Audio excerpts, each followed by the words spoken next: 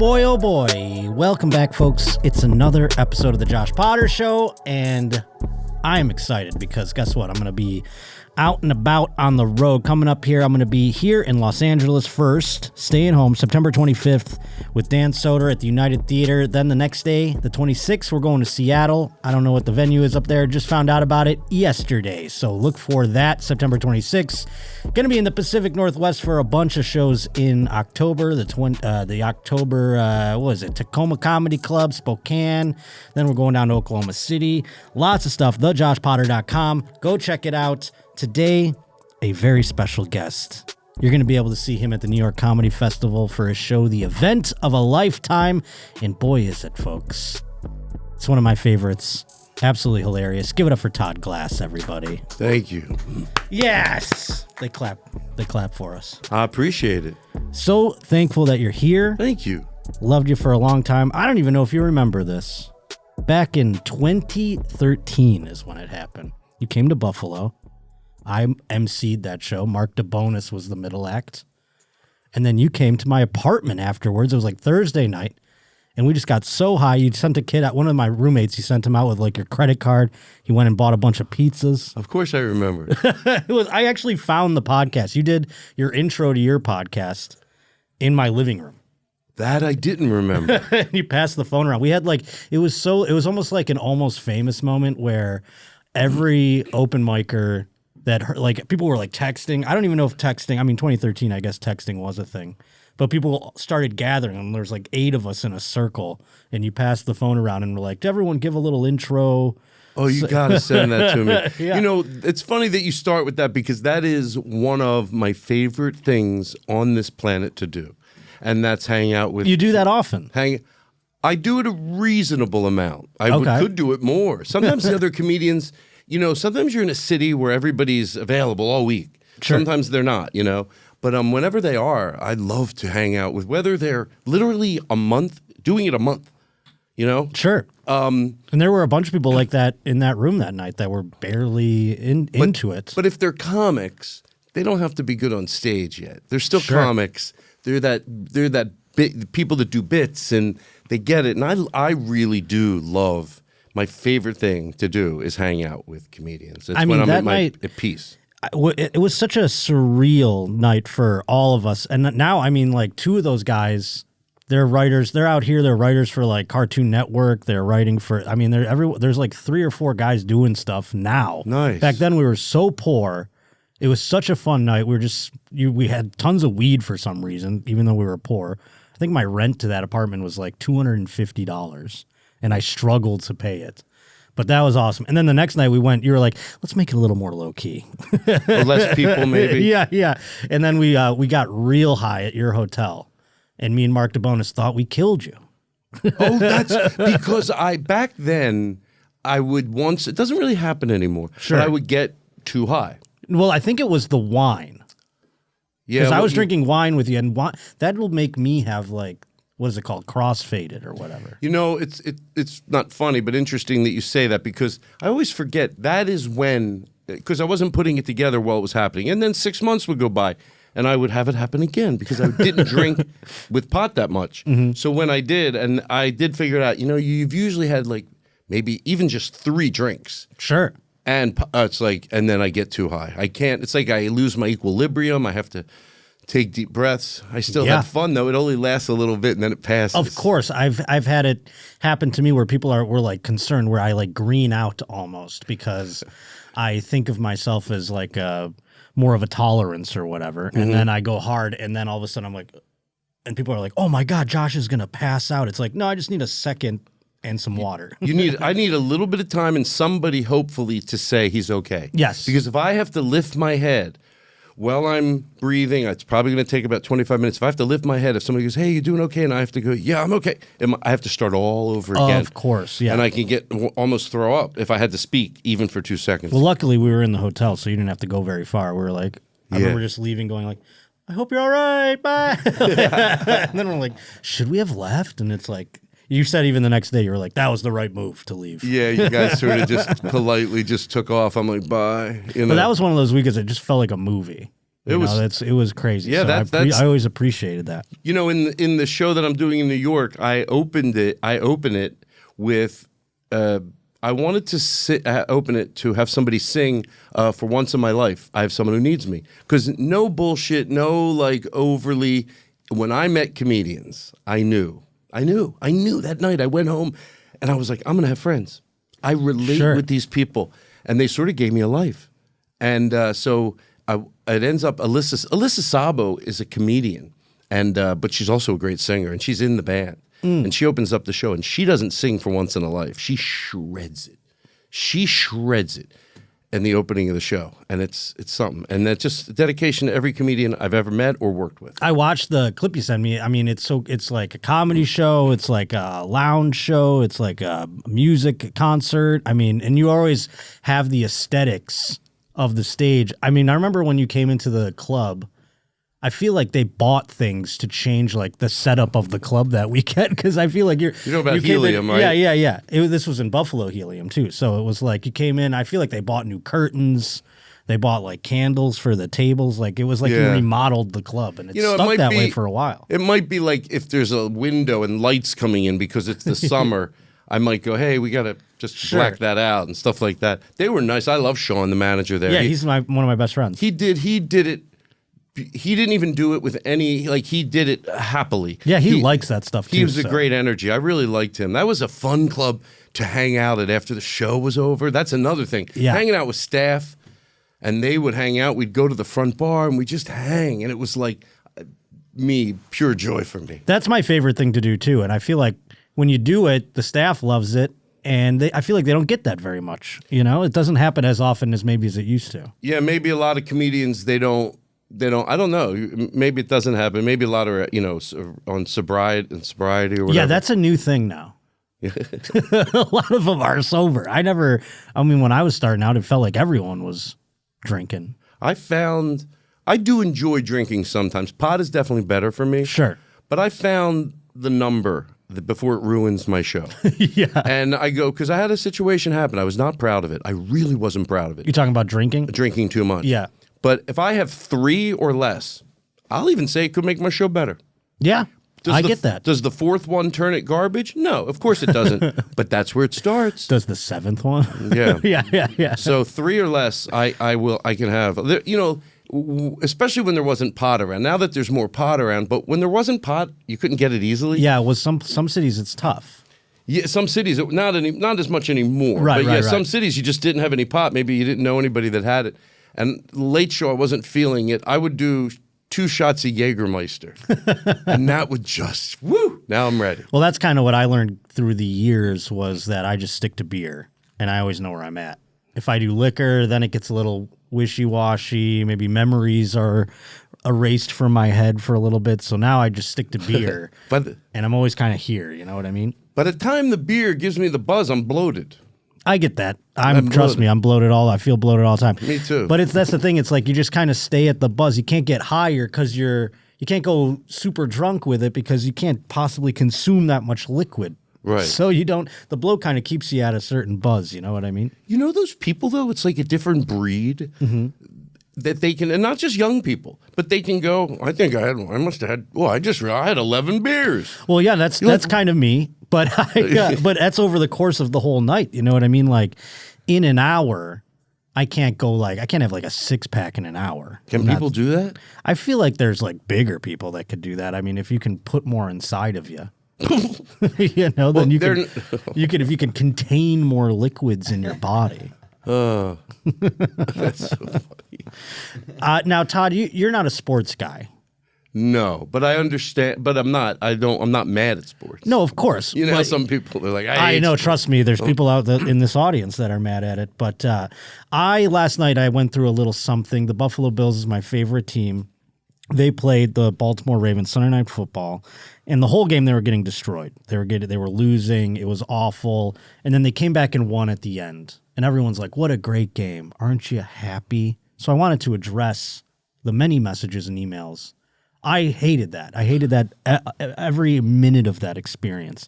It felt like losing a dog. You know what I mean? Like your dog's lost. You're looking around the neighborhood for it. You're freaking out. You're like, "Is it dead? what happened to my dog? And then you go home after giving up and the dog's on the porch and you're relieved. You let out this sigh of relief. You're like, oh my God, I'm so happy. But you still were fucked up from the dog missing the whole time. So wait, they were losing bad. Oh yeah, the whole time. And then you left. I didn't leave anything. I watched every second of it. It got to the very end and we came back and won. But I'm saying like that was the giving up moment. You know, I'll watch it till the clock hits 0 every time, even if we're losing. But you know, I didn't expect us to come back the way that we did. And it was crazy. And I was happy and thankful, but I did not enjoy my time. Everyone else who's not a real, you know, not a true, like a, you know, if you're just a fan of football and you're watching it, you thought, wow, that was a game for the ages. What a fun game. I did not feel that was fun. I hated it. You know, I think if this is the same thing you're talking about, I had an experience like that, but I didn't really know because I didn't really care about sports that much. But where we were at a game in Philadelphia when I was younger, and the same thing happened when we got in the car. I guess we were listening to it, and they ended up winning. Okay, but some were like, because you left the game early, and you were listening to the car. The game early. Oh, there's and then Buffalo. We weren't there. My younger brother, or one of my brothers, was like, well, yeah, but we didn't get to experience it. It was sort of like cool, but no, I get that. And there's a lot of people in Buffalo this morning who left the game early last night that were shamed by our quarterback. He said, I noticed all the people leaving. Maybe have a little more faith next time. You know what? Good. He called them out, and they were all. Now everyone in Buffalo is like posting on social media like they did something wrong, like they were have to apologize. You know, they're like, "I hand up. I'm a guy who left." You know, and they're doing like an apology video. Well, maybe it's good to know that they see you leaving. Yes, and that you can still leave. It's your life, but you can go. Well, I don't think I'm going to leave. I also like an athlete. You know, most of them don't. They act like, you know, that's just kind of ancillary stuff happening in the crowd. I like a athlete who notices who's cheering and who's not. No, I notice. I know I'm not in a 10,000 seat room, but I notice. But if you were, you would still notice. You know what I think? I still think I would. When I go, sometimes my sister-in-law actually asks me, when you open up for people, you can't really control the atmosphere. Sure. Especially if it's like Jim Gaffigan or somebody like that we're in arenas. Right. And I go, you'd be surprised. And like little things, especially because I'm comfortable with Jim. But sometimes I'll be like, they don't know. They think, you know, some don't even know that I'm a comedian on the staff. You know, they don't know yet. They might not be familiar with me. So if I go over and ask them to do something, they just think, oh, he's. So sometimes I'll go, like when you play those arenas, there's black curtains, 6 of them at every level, because that's where you go out to get concession. And they should be shut, but people don't shut them. Right. So there's light coming in there, there's light coming in there, there's light coming in there, there's light. So if you just ask one person, hey, could you do me a favor?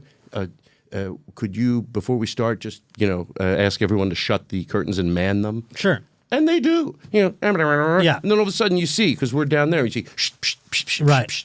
And then even sometimes I'll go, hey, the boxes, can you have them all turn their lights out and all the, in the private boxes? Suites. And you'd be surprised that even a room that holds 7,000, it can get pretty intimate if you shut out all life. Yeah, no, I've done a couple of those, and I find it to be I find myself outside of my body. Like I don't even feel connected to anybody. Like it's not like you know what I mean? Like I don't find any intimacy in it at all. I feel like I'm lost at sea. My voice is echoey. I don't know. I hate them. Yeah, it's not the best situation for comedy, but you hope that you can make it as good as you can make it. Of course, sure. But yeah, of course, it's not where comedy even belongs. Yeah, no, agreed. I can't say the bag's nice, you know what I mean? The checks are good, but the doing them sucks. I kind of hate them. I'm not doing them, thankfully, on a regular basis, not faced with that issue, obviously. But even the Teletrons, like some acts, it's funny the difference. I'll open up for one act versus another act, how they man the room. Right. How much some are very equal with me, but I love it. Like with Tosh, he would get the Teletrons, the ads. Yeah, the Jumbotron. He found out they have to be on. They do have to be on, but they can go off 20 minutes before showtime. And boy, when they go off, does it calm me. Because now the room's not bright and not bright and bright and not bright and lit up and really intimate, depending on what's on the screen. 20 minutes before, it's like, so every night when I see it happen, I'm like, oh, yeah, what the fuck, Well, I found in those things, too, it's like they have cameras that put you on those things sometimes. If you're doing the round or something, They have one above you so that the people behind you can still see your face. Yeah. And that's when I like figured that out a little bit. There's no there's no figuring out the round. You know they what I put mean? you up on the Teletron? Yeah, on the Jumbotron on top of you. Oh, There's I never had that. 4 cameras on each like corner. Sometimes they're in the corners or sometimes they're in the flat parts of the round. And so, because I'm sitting there, I'm like a big stand still guy. So, you know, like you're like, well, I got to look at these people and I got to look at these people and I got the people behind me and then I got the people over here. In the round, you mean? Yeah, yeah. So I figured out the cameras are the way to talk to the people behind you. Sure, you can still cycle around, but this is the way the people behind you are going to see the punchline, I guess, on your face or whatever. You learn pretty quick. When I was maybe 18, I opened up for like George Jones, who was a country singer. Oh, yeah. And then Diana Ross in the Valley Forge Music Fair in the round. And, you know, I was nervous already. It was 3,000 people. And the stage turned, and they asked me if I wanted the stage turned. And I said, yes, I do, because I thought I'd forget to turn around. And then, so it was turning you. Yeah, the stage would turn with you on it. It's pretty cool. That's cool. Yeah. And the band would be in the orchestra pit. So whoever had a band, they wouldn't be obviously up on the stage. But I remember I did a little crowd work then because I didn't have like the amount of time that I needed to do. Yeah. So I was like, a little bit, and they would love it. They would freak out, just any mention of them at all. People came in late, But I would go, well, like you over there. And then they would go, I'm over here because the stage was turning. So, I was wondering if you're going by, you're like, I'll get back to you in a second. I'll be back. But it got a laugh, and I not even knowing why sometimes it would get a laugh because they go, yeah, because you keep, then I figured it out. But anyway, yeah, after a while, then you know what? By even 3 times doing that room, I got really comfortable doing that in the round strut, Interesting. It took me a couple. I was like, there's no way to open mic the round. You learn things when you first start where you're like, this is how I take a microphone out. This is where the stool is, the lights, there's people here. You figure out the little things. The round is a whole different animal. And it's like, who do you even talk to? How many people do that on it? You know what I mean? Like, it's a wild thing. The only thing I guess positive about it is it does feel like it's 1,500 people because they take half of them and then they push them. So it's like 3,000 coming at you, but it looks as small as 1,500, which is pretty intimate. So it's the most intimate way you could do 3,000 or 4,000. And I know you don't have to worry about a backdrop if you're shooting a special. Sure. That's for sure. Because that's the crowd behind you. You got to worry about somebody like picking their nose behind you. Yeah, but you keep it so dark that I think George Carlins was like that. You saw the crowd, but they were dark. Yeah. So I guess it's good for that. Today's Josh Potter Show is brought to us by Home Chef. Oh my goodness, how I love Home Chef. These days, it could feel like there's no price difference between eating at home and eating out. I mean, boy, oh boy, the bills are just stacking up. But with Home Chef, you can save money and you can eat healthier with their fresh, delicious meal kits delivered straight to your door. Users of the leading meal kits have rated Home Chef #1 in quality, convenience, value, taste, and my favorite thing, recipe ease. Some of these ones, what am I doing, a riddle? Is a troll under a bridge making these things? Because boy, oh boy, I have no idea how to concoct this nonsense. Not with Home Chef.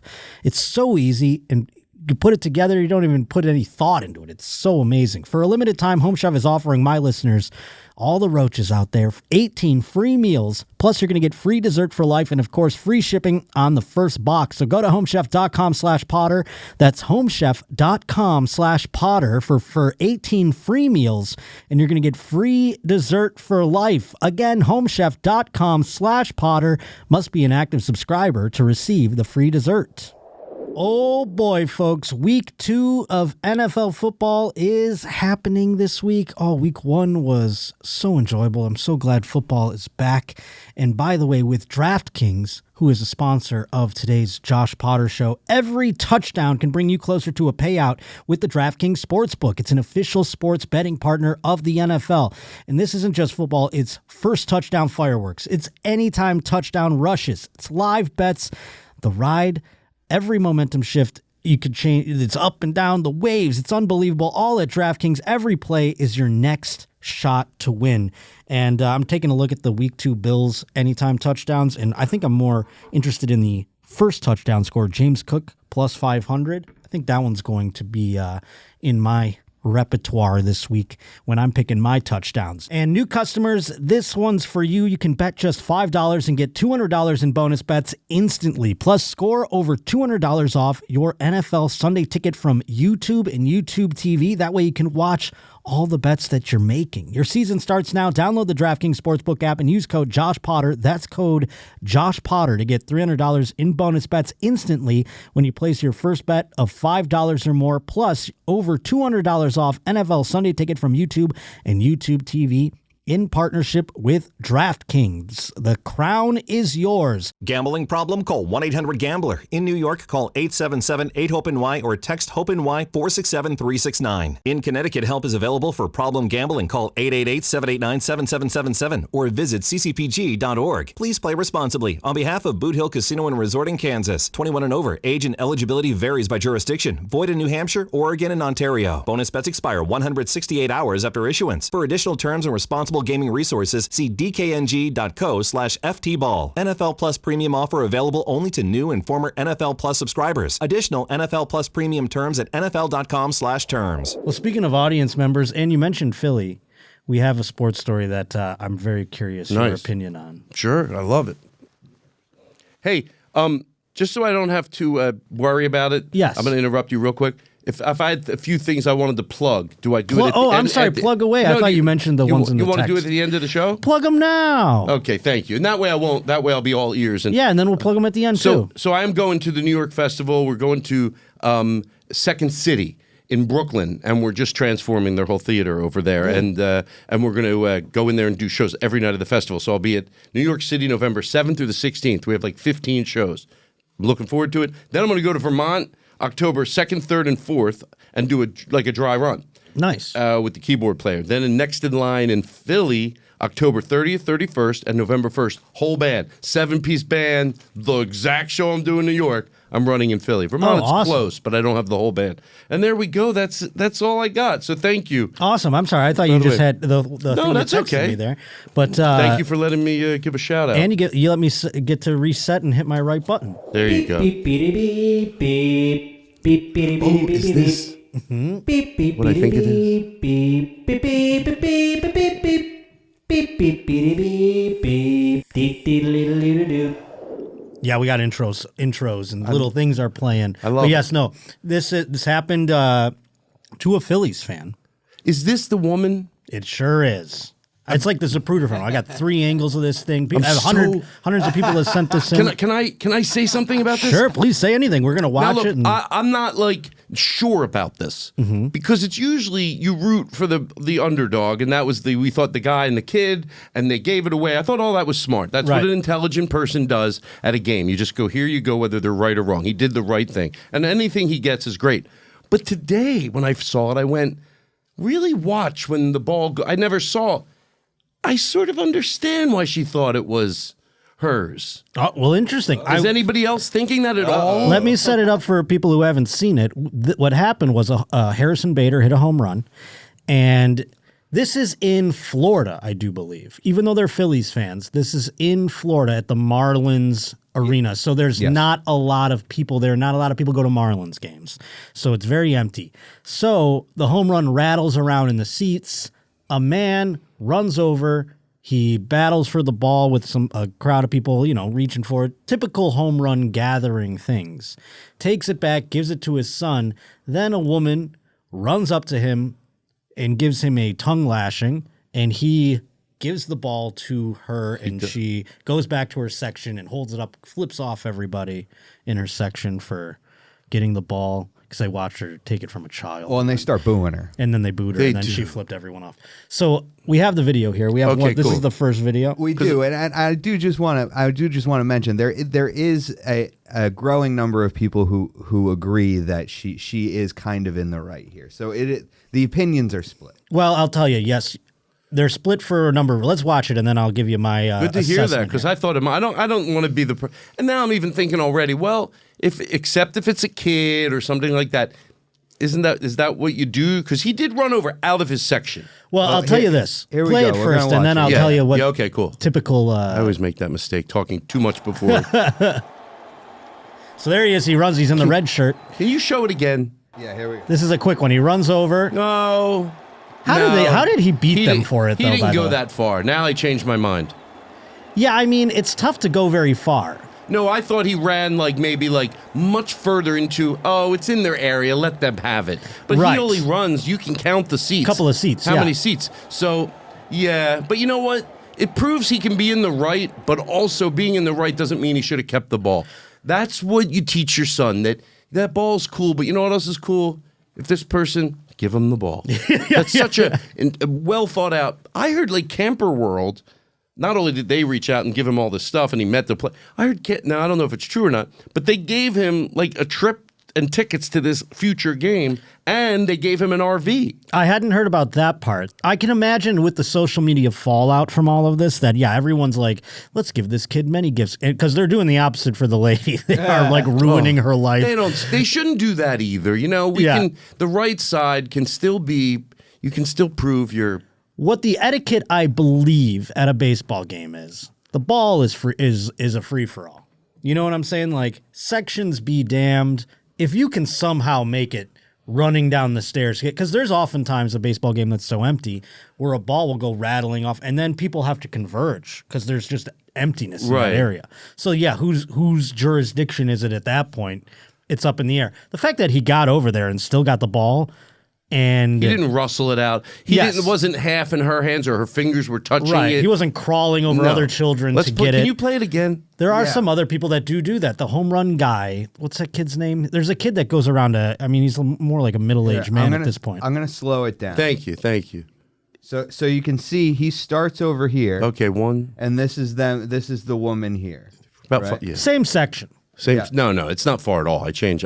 I had it wrrong. So this is at half speed. Okay. And I did hear the RV thing. I saw did? I saw the official announcement from RV World. They are giving him an RV. Wow. And after this game, because this happened, and everyone saw it, it was a thing that's obviously been broadcast. So Harrison Bader, the man who hit the home run, had the kid meet him in the tunnel after the game, and he gave him a bat. Nice. The reason you don't want to vilify that woman, first of all, it's not, I would say if it was egregious what she did, there are times when I would go, good, let her, that's who she is. From that video, you don't know. She could be the sweetest, nice person that made a wrong call. She doesn't have to be vilified. She might be crushed at home right now. Well, let's what see. I mean? She's getting her life ruined. Yeah, she doesn't. We don't have to do that. We don't have to do that. Folks. No, that's the thing. It's so weird. There's this weird internet thing that it happened with the two people on the Kiss Cam at the Coldplay concert too. It's this thing that's now people are going viral to the point where now people are I need to know where they work. I need to know where they... But you know what? Sometimes that's the problem with... it doesn't have to be one rule for everything. Right. Sometimes I think that's the good of the internet. These people that want to be racist and vile and disgusting no matter what it is, guess what? We're going to make and that's kind of the not the double-edged sword, but enough people felt justified in the fact that this woman went and took the ball from a child for herself or whatever. Yeah. And they thought same thing. This woman deserves this treatment. Okay, watch it. Play it again. So it looks like it bounces off her shoulder. Oh my God, he reaches under her bra and gets it. Oh no, it fell into the woman's shirt and the man groped her for it. Okay, so. All right. Yeah, he. Here we go again. If I'm that guy in the black shirt, how do you not get it? That would be me. I'm too passive to get a home run like that. I'm too passive to make any aggressive moves. And then she grabs him and is like, hey, that's mine. You have no claim to it when it's a row ahead of you too. You missed out. And then he goes and you watch him give it to his kid. This guy's not just... Maybe she didn't even... Boy, I'd like someone to just talk to her. Maybe after you'd heard her, you'd be like, oh, you might think, oh, she's worse after you talk to her. And that's a moment, so this is this is the other product of this. So that's a moment, a father and son moment there, where my dad went and he got me a home run ball. He got me a Harrison Bader ball. It's core memories. You never forget it. Look at he's hugging his kid right before she takes the moment away. So people are dragging the father now because he gave up the ball to the woman. saying like, well, they're just teasing him. They're not. Well, they're like, what kind of dad? A good dad. See, you know what?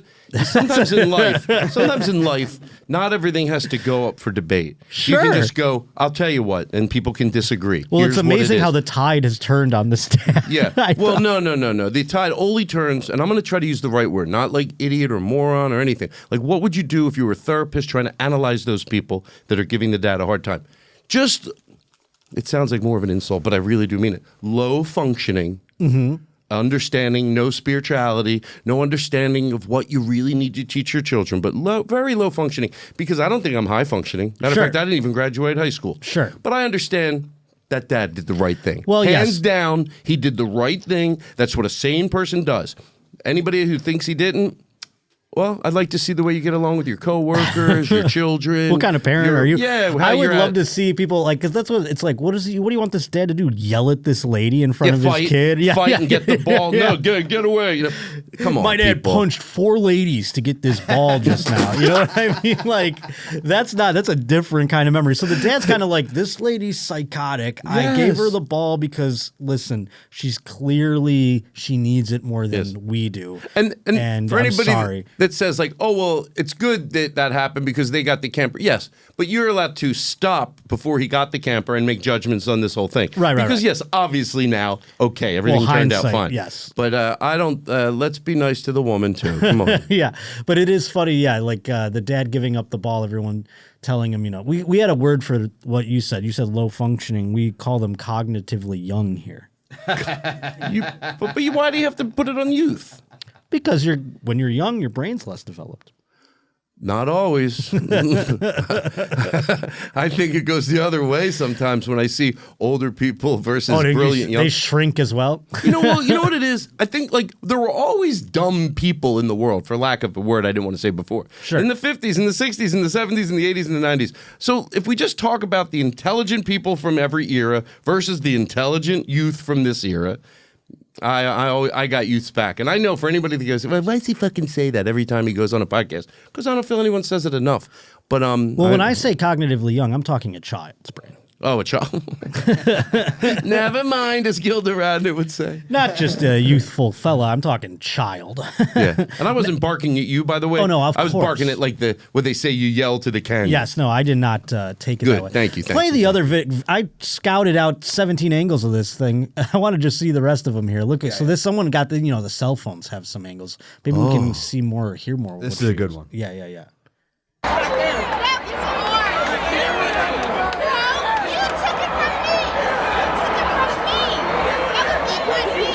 This is great.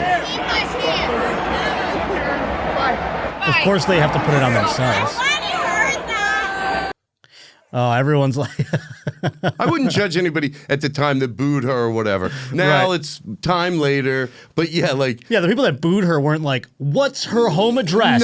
No, they're just going booed. You know, yeah, that I'd be all for. I might even do some of the booing. And they're Marlins people too, so they're like, listen, lady, there's going to be another ball up here. You can go, that'll rattle around in these empty, cavernous... I mean, there's probably more Phillies fans at the Marlins game than there are Marlins fans. I love these girls, though. They have to be... They're filming a moment. They're filming a viral moment, a moment that's gone viral from multiple angles, and they have to then go like, I have to put it on. I have to be in this.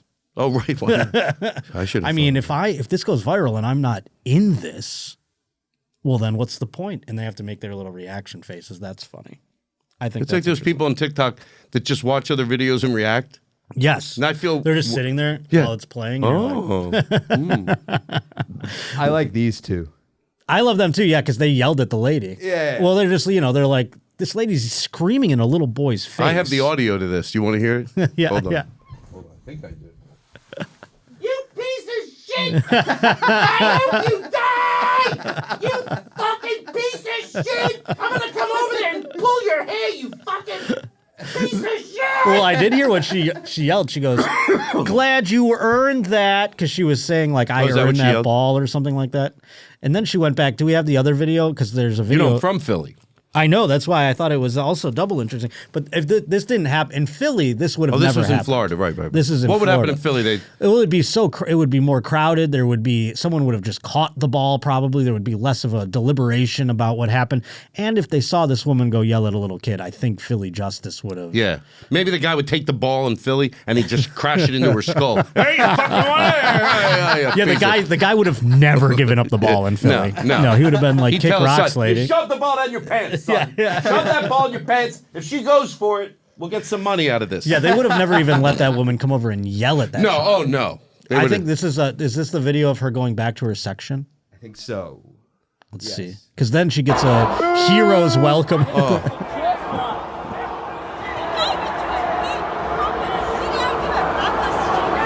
She goes and yells at somebody else too. Yeah. She's not done. Well, because the whole crowd's yelling at her. You tell him! Now, is she leaving? No, she doesn't seem like she's leaving. Oh, she's going to yell at this person. This woman has bad yelling. I mean, pause it for me. This woman has bad confrontation vibes here. I mean, she is a person who is screaming in strangers' faces. Yeah, the more I see it, the more I don't feel bad for her. But I'm still glad that I said what I said. Sure. But now I just don't feel as bad. No, of course.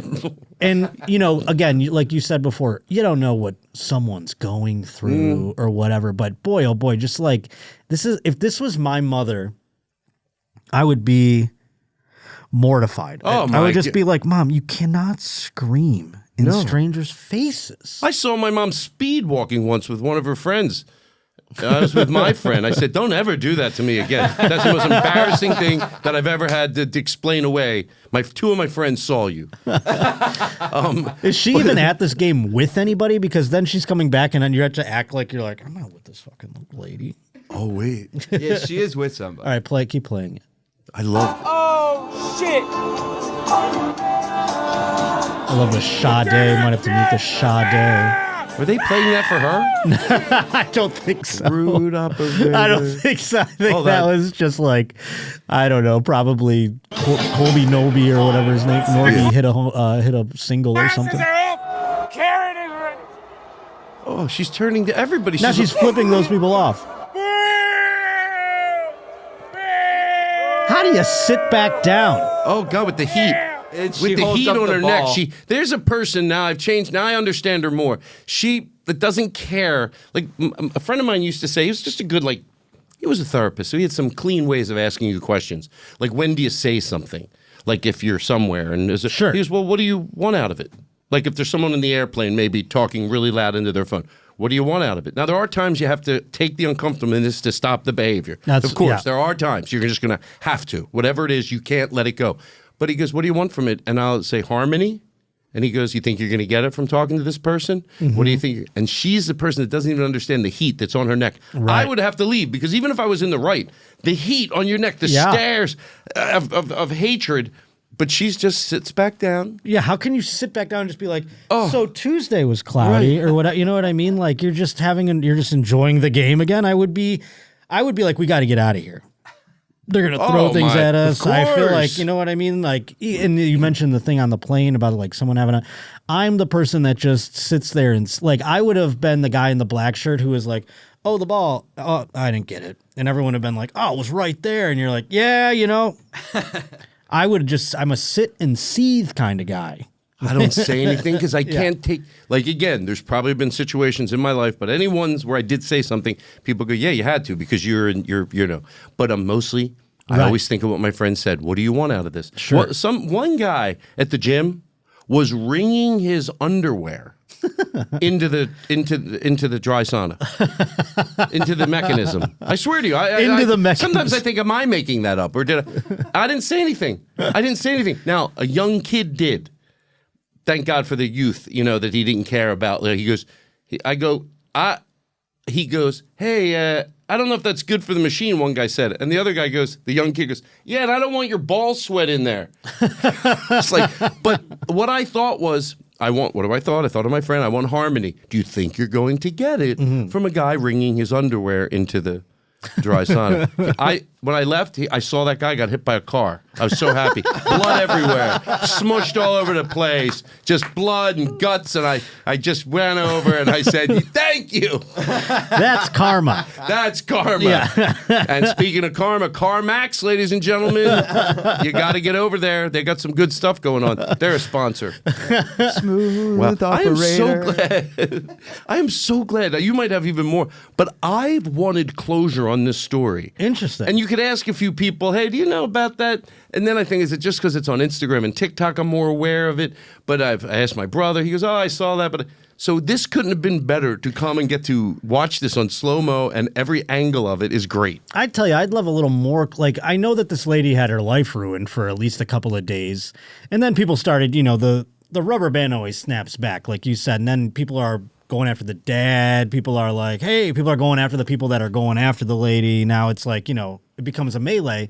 But I don't believe this woman has made any sort of statement after this or said anything or come out and been like, I look like shit, or even I'm justified in my reasoning. Nothing. Yeah. And I always think that maybe, I don't know if that's stoicism or whatever the hell, but I think you got to say something. Depending on who you are and what you want the outcome to be. I agree with you. But I don't think, remember I said, look, I know what I mean when I say I'm still glad I said what I said about don't do this to her, don't do that to her.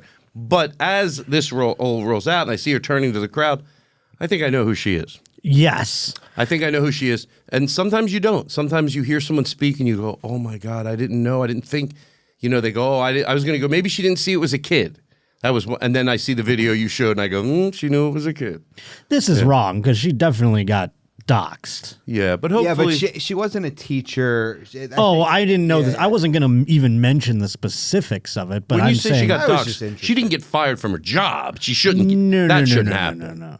No, but it's like, I mean, this lady also doesn't have one of those looks where you're like, is that her? You know what I mean? Like, she's the one where you go, that's her. And then she's got, say she was a teacher, she's working someplace, you're like, that's so-and-so from The Office. Oh, my Lord. We should have a show. We could do it together since where you go and you find out. Like, I want to know what happened to her. Like what? I want to know a little more. I want even someone that maybe interviewed her over the phone. Hey, we tried to do that on this show. There was the guy who got beat up at the golf course by the professional hockey player. I reached out multiple times. Many people reached out on my behalf too out there. And no response? In the audience. Didn't have, but then he came out and made a video, so we just played that one. But no, I didn't get to speak with him. I would have loved to. I'd love shout out anybody who knows the Karen on this video. I don't even like that word, Karen. I'd love to have her on Zoom here. Can I ask you a question? Yeah. I don't like that word either. Why don't you like it? I don't like it because it's hack now. It's just like, there was like a moment there where it was like, oh, that's a very almost poignant way to describe the way this woman is reacting. But now it's getting to the point where it's like, you can't just lump that onto everybody. I totally agree. And I'll make this so short, I promise you. No, please. Even though I say don't use the word racist or sexist or whatever it is, or homophobic, because it falls on deaf ears. Try to find a behavior that they're doing that you can then just argue. Like if instead of saying sexist, you would say to somebody, well, because I think when you say sexist, it doesn't engage a conversation. Even if they disagree with you, if you go, I don't know, I'm making this up, but like, well, you certainly have an old-fashioned view of the relationship between a man and a woman. But anyway, they can bite that. They understand it. So I don't know what you would call Karen, but I do think it's sexist. I wish I could find why. Sure. Number one, that they go, oh, you're a male Karen. Oh, so they won't let it be called anything to do with a male. Oh, no. Yeah, you mean that there's crazy men and women? Like that. And if your name's Karen, boy, does that have to suck. Well, that name has dropped off the face of the earth, I'd imagine. Can you imagine? It's definitely not in the top 100 baby names or whatever. They have that chart every year. I can't imagine anyone naming. I wonder if there's anybody after the year 2015 who's been named, any babies named Karen. That came to a halt. I really thought about that. There are people named Karen. Yeah. And what would they go, I would imagine if they're somewhat not lying. They're rebelling against the stigma. Yeah. They go, it's not my favorite thing that my name is synonymous for. Yeah, I mean, not since Adolf have they had a drop off in babies named after something. Yeah. But that is it for what's that? So just to clear up the ending here, it does seem like this article says, this is from the Sporting News, says that she's actually never been identified. The identity that they did put out was actually proven false. And any videos there, some people have posted AI generated videos of her. Interesting. And those are also. Is that her? Like, that's AI. No, that's AI. First of all, where is she walking? If she was, why would she be Yeah, walking? it's like her just walking down the street in a crying. Phillies. And she's still got her Phillies stuff on. You know what? She hasn't been home at all. She's actually homeless now. So. She's Instantly homeless. and she's crying. I just found out somebody's telling me. Is it you telling me that she lost the ball? Yeah. It fell out of her pants. She had to sell it after losing her job. She had to sell. She had to sell it. That's the story. Well, that's it for sports. Let's get to some news stories. The Roach reporters all send these in, joshpottershow@gmail.com. Let's see what they've got for us. Today's Josh Potter Show is brought to us by Mint Mobile. Oh, the summer is dwindling down. You want to go spend the last couple bits of it out and about with your family, your friends, doing fun stuff. You don't want to think about getting burned by your wireless bill. Oh my goodness, you want to have more money to do more fun stuff. And with Mint, you can get the coverage and speed you're used to, but for way less money. And for a limited time, Mint Mobile is offering 3 months of unlimited premium wireless service for $15 a month. You can say bye-bye to those overpriced wireless plans. All plans come with high-speed data and unlimited talk and text delivered on the nation's largest 5G network. You can even use your own phone with Mint Mobile's plan. And that was the part that hooked me line and sinker. I was like, oh, I don't have to change my number. I don't have to change my phone. I can bring all my contacts over with me.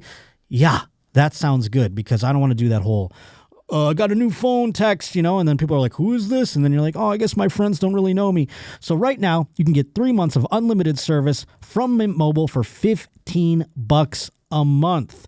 This year, skip breaking a sweat and breaking into the bank and get the new customer offer and your 3-month unlimited wireless plan for just $15 a month at mintmobile.com/Potter. That's mintmobile.com/Potter. Upfront payment of $45 required, equivalent to $15 a month. Limited time new customer offer for first 3 months only. Speeds may slow above 35 gigabytes on unlimited plans. Taxes and fees extra. See Mint Mobile for details. Today's Josh Potter Show is brought to us by Blue Chew. Oh my goodness, fellas, you enter the room dick first, let's face it. And Blue Chew isn't just a tablet, it's a cheat code for your crotch.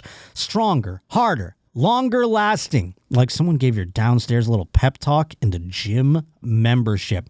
Blue Chew is the original brand offering chewable tablets for better sex. And boy, oh boy, I don't want to go in and, get the golden sombrero, if you will, when it comes to sex. I don't want to strike out 4 times. I want to go in and, bat 1,000. Thanks to Blue Chew, it's just something I don't really have to think about as much anymore. And guys, this isn't just about your performance. It's about your legacy or your third legacy. Give her a group chat, something to talk about. When you lay it down and they're talking about how it gets up, nothing makes you more of a legend than a little Blue Chew. Discover your options right now at BlueChew.com. And we've got a special little deal for our little roaches out there. As always, get your first month of Blue Chew free. Just use promo code Potter at checkout and pay $5 for shipping. That's it. Join Blue Chew's mission to upgrade humanity one thrust at a time. Head to BlueChew.com for details and safety info. And big thanks to Blue Chew for sponsoring the Josh Potter Show.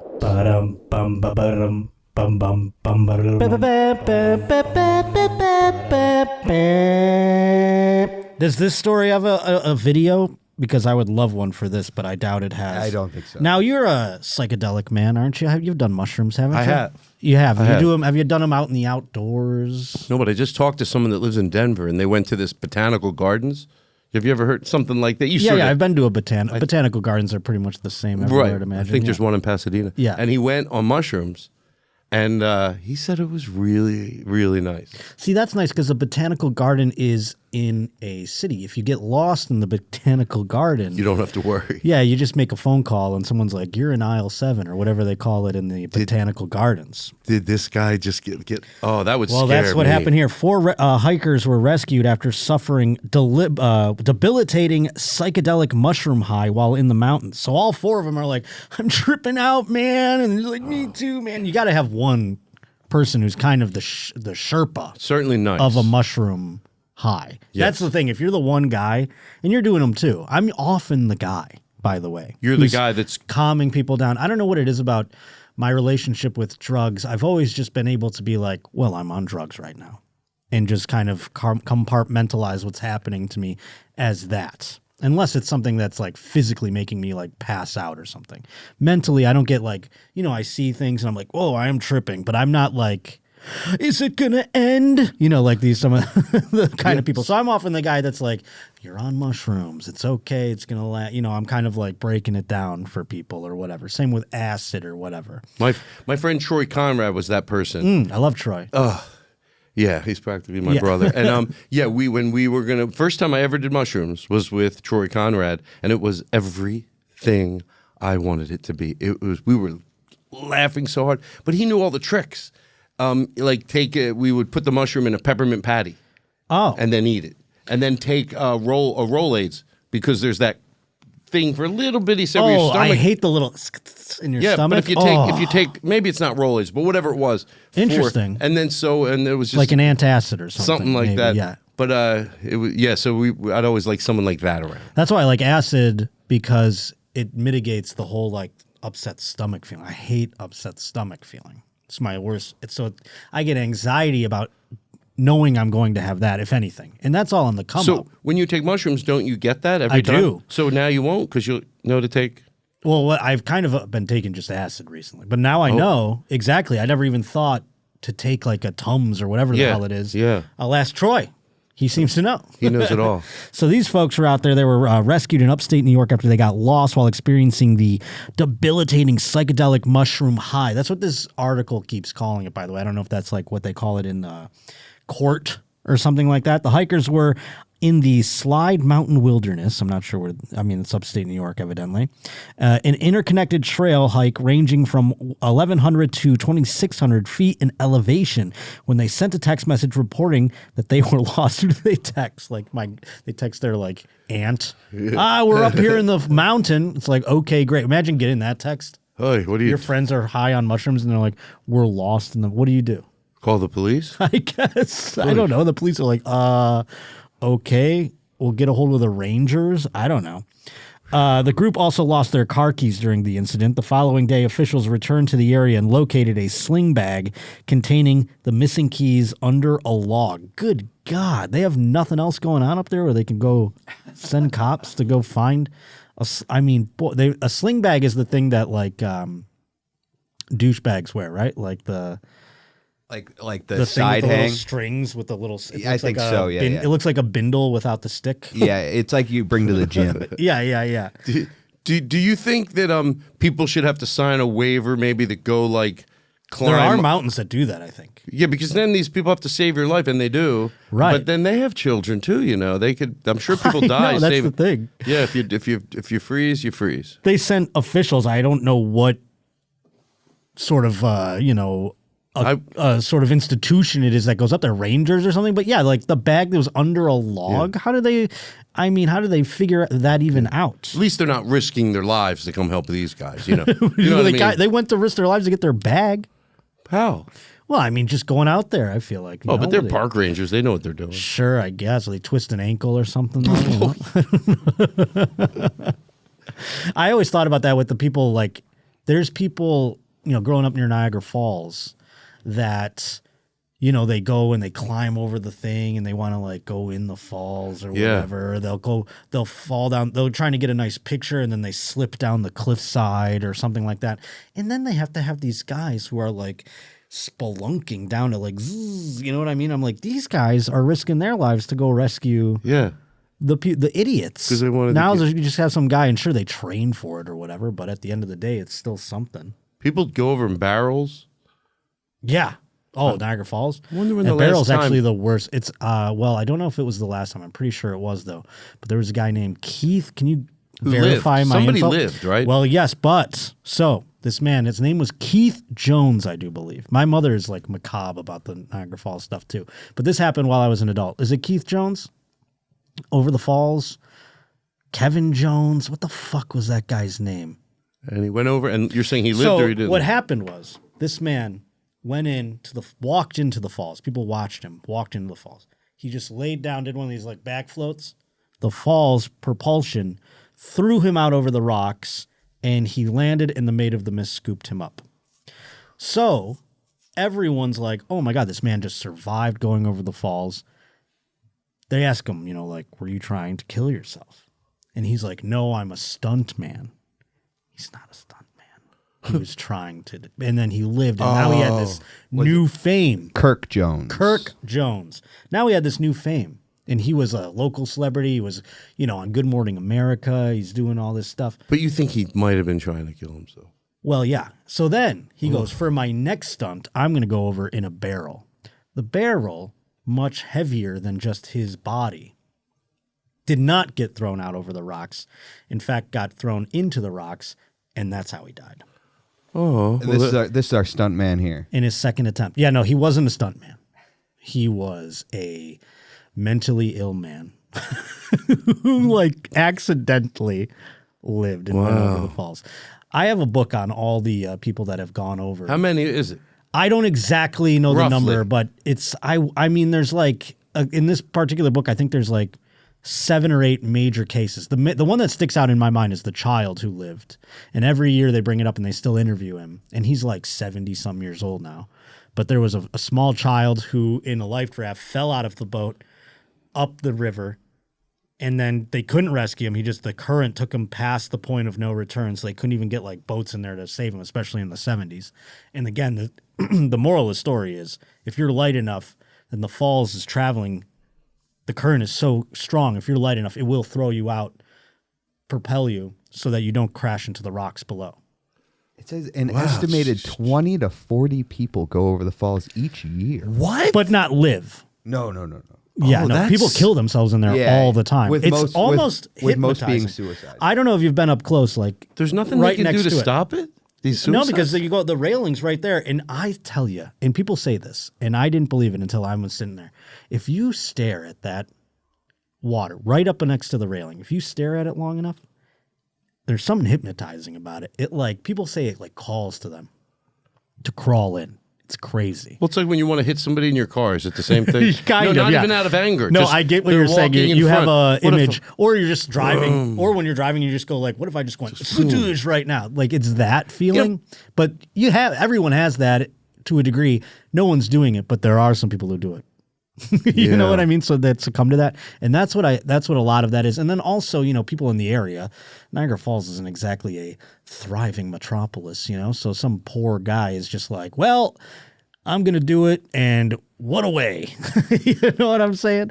So a lot of people go over in that way. It's not and then there's accidents, people slip in to the river at trying to do dumb shit all the time. So. You know what I was going to do? Go over, and I always thought it'd be really, really funny to push somebody in, but for a TikTok.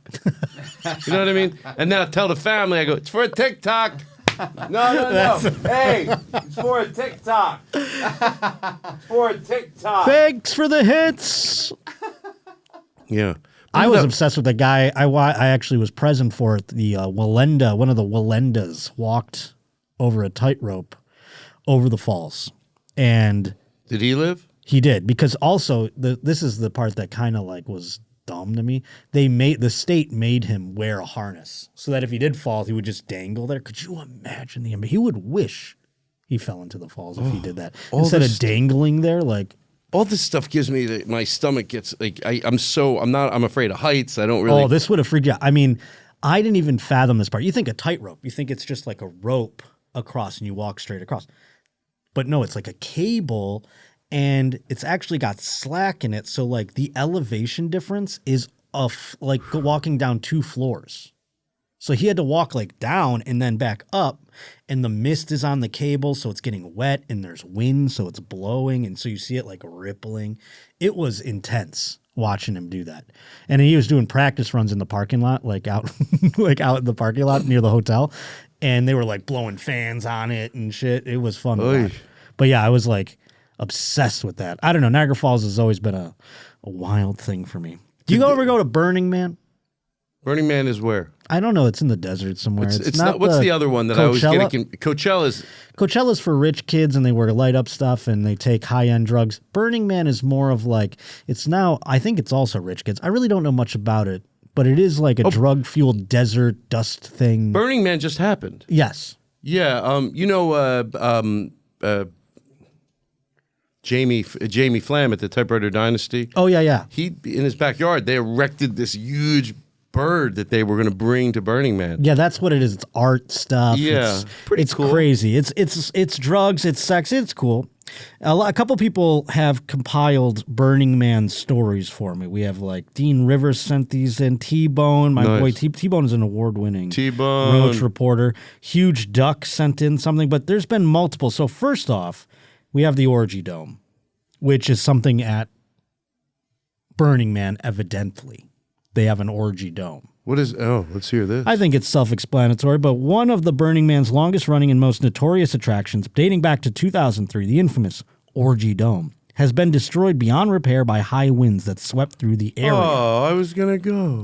Its organizers described it as a sex-positive, consensual space for couples and moresomes. Nice. That's a great word, So moresomes. this is what it's supposed to look like.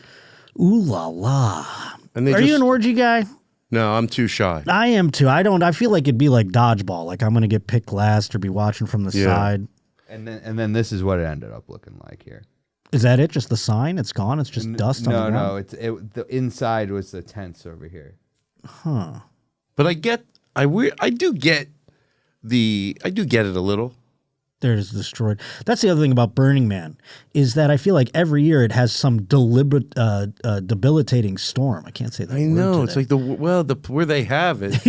Yeah, and then also now it's like those hikers on mushrooms. You got these people coming out and going like, all right, I guess we have to save all these drug addicts from, not drug addicts, but high people from Burning Man.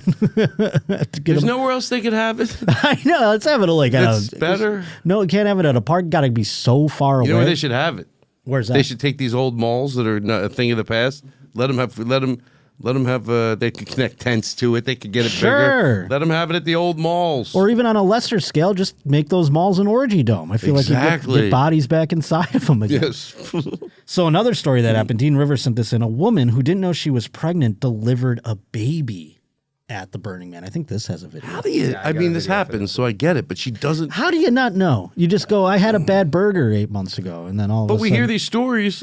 Yeah, I used to think, well, this woman looks thin, although I don't know that's her. I think that's her friend. Because I was going to say, I think it has something to do with the weight of the woman, where you don't know, because you're not changing very much. Right, that would make more sense. I have indigestion every single day. What makes this different? I have heartburn all the time. Okay, let's see what she says. Every little thing makes a difference. Maureen O'Reilly was brewing coffee for her camp like she did every morning. They had plastic bags over their shoes to avoid mud left by dust storms and rain.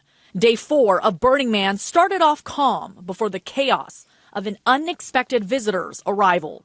My campmates ran over and said, somebody just had a baby. As a registered nurse of nearly 25 years, Maureen's instincts kicked in. She rushed over to help. I started yelling at people to turn the heat on. Can you pause to get me some blankets? A registered nurse at Burning Man, I feel like she's working a little too much for her vacation oftentimes. There's people passing out around her. She has to do too much. Yes. You know what I mean? She's bringing her work with her. She said, turn the heat on. What heat? Yeah, it's a desert. There's probably a lot. Thought it was hot already. A nurse and an OBGYN also sprang into action. They actually lift up the baby just as I get into the RV. Worried about the lack of medical supplies in a rugged environment, Maureen held the baby until medics arrived. It was just so frightening how, it's just we're out in the middle of nowhere with nothing. A sigh of relief, Maureen could finally breathe when the baby was airlifted to a nearby hospital. I feel a certain closeness to the baby just because I was the very first person to hold her in her first moments of life. The parents have already called me third grandma, which is so sweet. Third grandma Maureen got a chance to visit the baby and her parents in the hospital NICU on Sunday. Aurora, named for her early morning birth, lighting up the Burning Man sky. A cryptic pregnancy, they all later learned, which happens to about 1 in 2,500 women. She did not look pregnant. Not one bit. For Maureen, who's now been to 13 of these festivals, it's an experience. Wild. So this is Oh not my just. God, that baby. No, that I'm not being mean, but that's baby. Something wrong with that baby. That's a wild. Oh no, there's something. And there's the baby now, named after. They didn't show the baby. You know, They didn't show the mom either because I know. And they did say that this happens in a certain percentage of women where she didn't look pregnant. She has like a certain thing or one whatever in they call it. 25. They called cryptic. it cryptic. I mean, that's wild. So, what did she give birth to? Damien, the antichrist. I mean, cryptic pregnancy.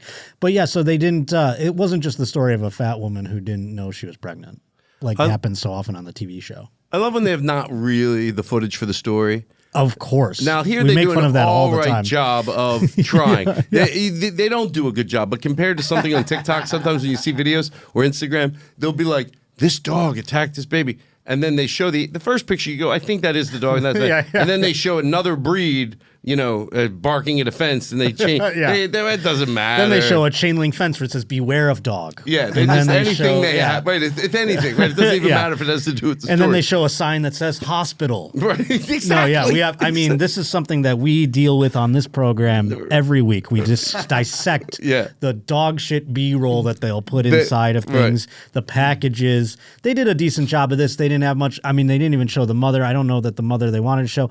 The baby getting airlifted is wild. I mean, airlifting a baby seems crazy. Like if we were born and you just like first they airlifted moments. it? Yeah, that's why. That seems nuts. That seems fun. Like, yeah, the baby just came out. And it went from being inside of a mother to being in the sky. I mean, that is such a wild. That baby is an astronaut, if you ask me. Basically. Look at I agree. But we have one last story out of Old Burning Man, and it involves murder. Murder. You know, ladies love murder out there. Huge Duck sent this in. This is we have a story. Oh, look at this. Yeah, I got local news out of Nevada. Out of Las Vegas, Nevada. What station is this? It is News 3 in Las Vegas. News 3 in Las Vegas. This could be a good candidate down the road to let's meet the team. We're gonna figure it out. Thanks to MQ for sending that in. Thank you, MQ. Good jingle. But yeah, what is it? It's more of a rhythm, a beat, a drop. A drop. Thank you. So let's see I don't know who this lady is, but let's listen to her give us the story. A homicide investigation in northern Nevada is underway after a man was found lying in a pool of blood during the Burning Man Festival last night.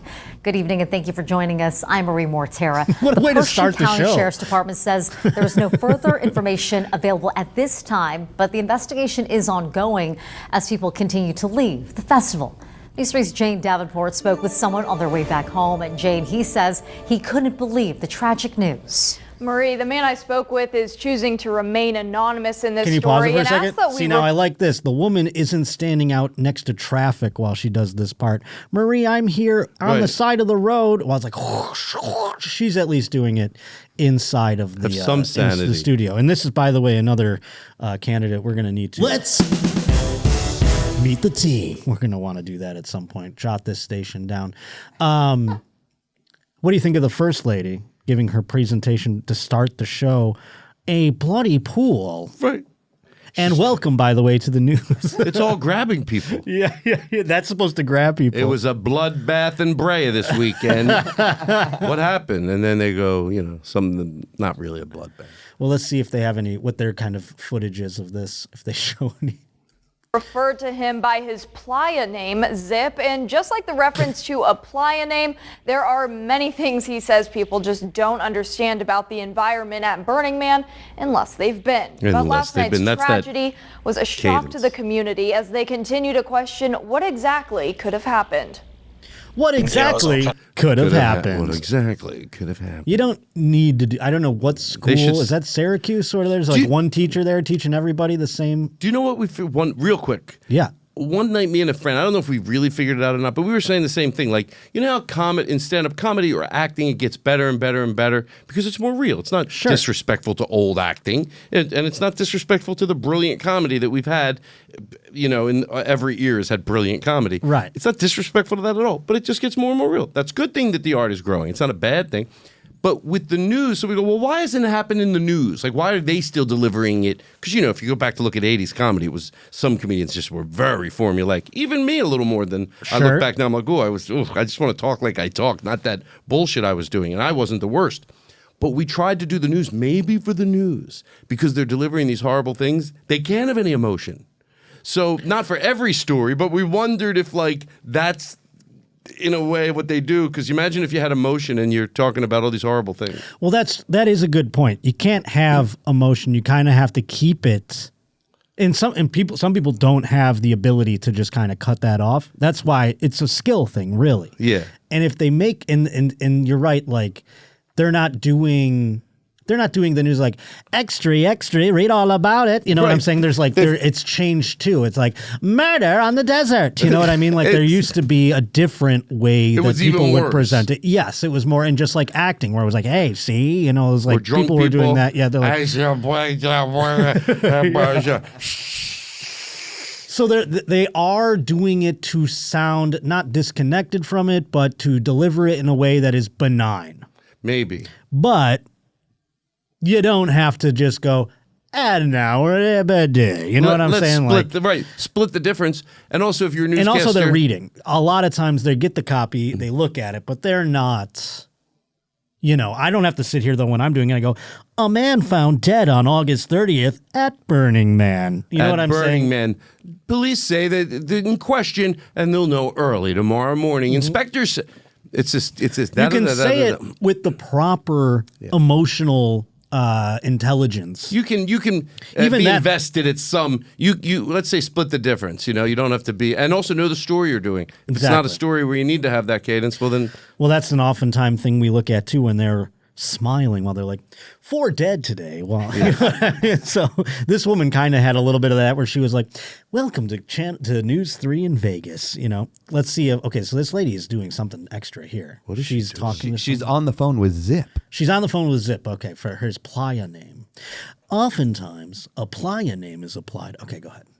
Before that. Zip called me on his way home from Black Rock City, where the Burning Man Festival is held every year.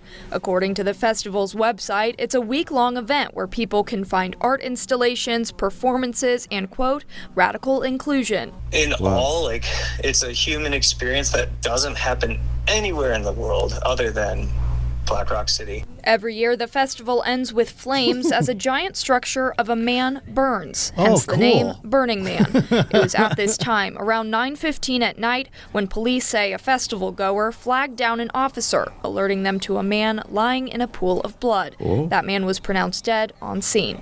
It was hard to take in. It was like, I can't believe it. Zip said he was I'm listening to Zip talk and writing diligently. Surprised to hear about the death, considering how safe he felt the entire week he was there. Everywhere I went, there was always police there, which truly made me feel safe because I'm in a city with 70,000 people and I only know maybe like 50 of them. With 70,000 people living with each other for a week in the middle of the Nevada desert, Zip says sometimes things can get out of hand. But I did see a lot of people that were totally intoxicated and hammered beyond belief, where they were like stammering around. He mentioned the severe weather too. On day one, we set up our camp and we got hit with that wind, and there's some gusts that were pretty wicked. That looks awful. That is like my nightmare right there. How often does that happen? What, the wind thing? Yeah. I think every year they have this. I mean, last couple of years I remember hearing stories about it. So it's like, you're going to roll the dice? It's like Lollapalooza in Chicago. Like they haven't had it because of a storm every year. It's like change the date. And then it's also held in a historic lake bed, like a prehistoric lake bed. So after the wind like blows in rain, and then the whole thing fills up with water. Will flood in a mud pit, basically. I guess if they're having fun. Sure. Now this 70,000 people, that like frightens me, but also we were just talking about like baseball games, and there's probably like a good close to that. I mean, this is like 19 Marlins games, don't get me wrong, but it's like, at a stadium you can have, at a football game at the very least, 100-some thousand people. How many so I guess 70 converging on the lake bed. So at first when I hear that number, I get like anxiety, but I guess it's like a sporting event at the end of the day. Let's see what happens at the end here. A week that ended in a way Zip says no one could have imagined. It's a reminder that not everything is a party all the time. Not everything is a celebration all the time. Oh, man, so deep, Sid. It's something that, Wait, they just showed, hold on 1 second. I think they just put footage from 9/11 in there for the fire. I caught them. That's the thing. The fire looks they don't care. They go, where's their fire? Put it in there. It looks like an out-of-control fire in the middle of a desert. That's the producer. Know. Just get fire from somewhere. I don't care. Show fire. We can't keep showing that one sculpture over and over again. Just get fire. That's so funny. It's Tower 7 just on fire. Doesn't matter. People don't watch. It's just put fire in the video library and get any B-roll. Yeah. Matter of fact, light your car on fire. Oh, Todd, please plug your things again before we shove off. Thank you. Yes. Well, I had this was pure joy. Thank you so much for coming. It's an Thank you honor and a dream. for the lighting. For the diffused lighting, I feel good. For the temperature, I highly recommend if you want to use this as a commercial to get people to do your podcast. Because, sometimes you're embarrassed. You can edit this out and send it to them. You come here, you're going to have a good time. It's downstairs at the Comedy Store. It's a great vibe. It's nice and cool, diffused lighting, good atmosphere. I highly recommend it. Thank you so much. There you go. So you Please tell everyone when they're going to be able to see. Okay, real quick. So New York, as part of the New York Comedy Festival, excuse me, November 7th through the 16th. And then I'll be doing like a dry run at Vermont, October 2, 3, and 4. And then next in line in Philly. By the way, next in line in Philly, it's I've been having a lot of fun. This is my third time back there. October 30th and 31st and the 1st. And that's with the whole band, the whole thing, saxophone player before the show in the street. Band goes outside afterwards and goes in the street. The guts of it are a stand-up comedy show. I say that in case people go, well, what is it? It's the guts of it are a stand-up comedy show. Just got a lot of production around it. All very funny, but there's a lot of other fun. A lot of other production around it. But thank you.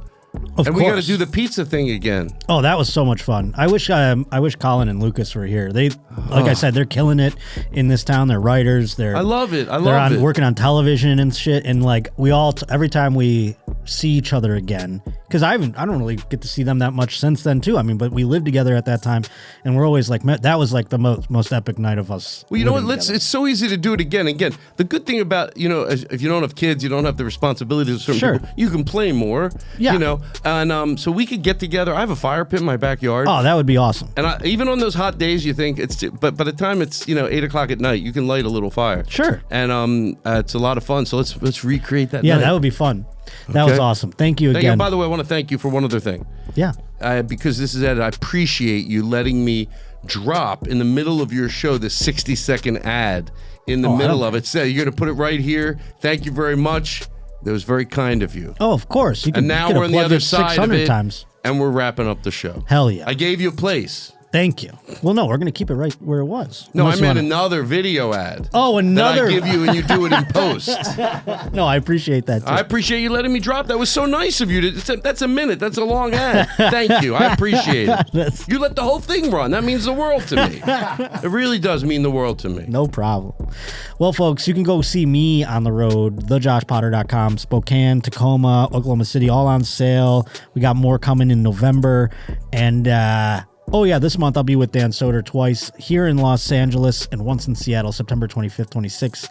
So go to Dan's website and check that out. Other than that, rate, review, subscribe, tell your friends, pass it along, leave a comment, give a thumbs up, all that stuff. And we'll see you next Wednesday here on The Josh Potter Show.